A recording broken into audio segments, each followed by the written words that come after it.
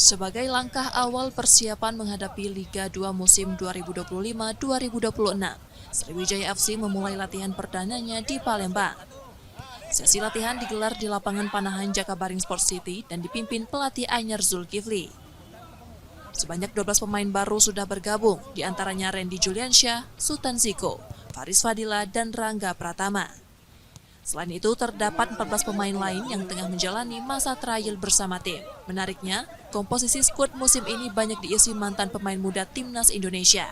Kehadiran mereka diharapkan menambah kekuatan dan kualitas permainan Sriwijaya FC musim ini. Mudah-mudahan bisa menambah buat pemain-pemain yang lain, terus yang ex-timnas juga bisa membagikan pengalaman dia ketika dia main di timnas. Dan ini timnasnya kan dia sudah hampir tidak dipanggil lagi. Mudah-mudahan di sini jadi wadah supaya dia bisa kembali lagi bangkit dan juga kembali dipanggil timnas. Pada latihan perdana, fokus utama pelatih tertuju pada pengembalian kondisi fisik pemain yang sempat menurun setelah jeda kompetisi. Nur Muhammad, Kompas TV, Palembang, Sumatera Selatan.